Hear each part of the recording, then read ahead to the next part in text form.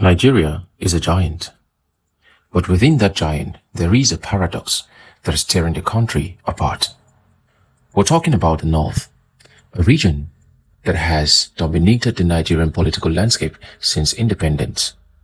If you look at the history of our presidency, the power centers, the decision makers, the North has been the powerhouse. But look at the reality on the ground. Look at the data. Despite holding the keys to the kingdom, the region is drowning in poverty. We have the highest number of out-of-school children in the entire continent of Africa. How is it possible that the region that decides who leads Nigeria is the same region that seems to be forgotten by its own leaders? Today we're going to unpack why this isn't just bad luck or government inefficiency. We're going to talk about why many believe this is deliberate. Let's look at the numbers. The statistics are not just sobering. They are an indictment. Millions of children in the North are currently out of school. This is the foundation of a generational crisis. Education is the greatest equalizer, right? It's the one tool that allows a person to climb out of poverty, to understand their right, and to question the people in power.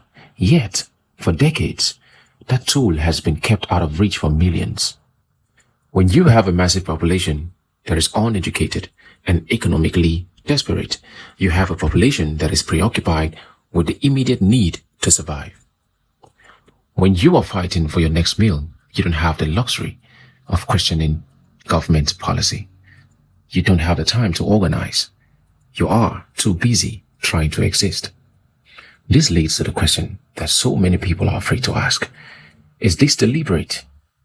Many observers believe that the northern elite have crafted a system of dependency. Think about it.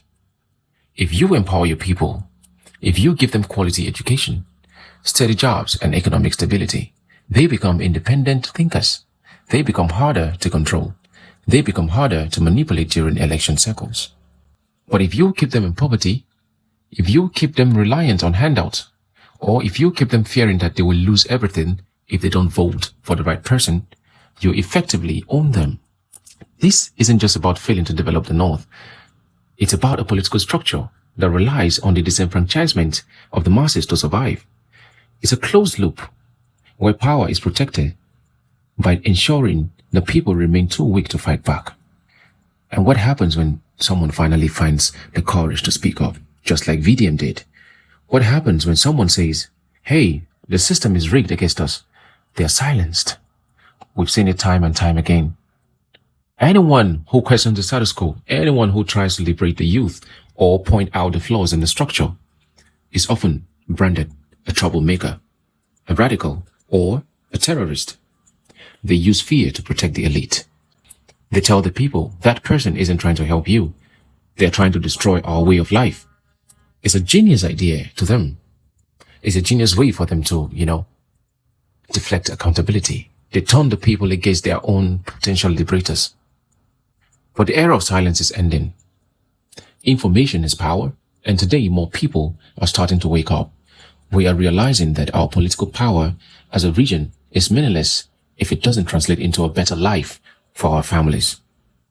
True liberation isn't about which party is in power.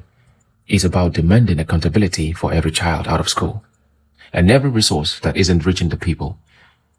It's time we stop accepting the status quo. What do you think?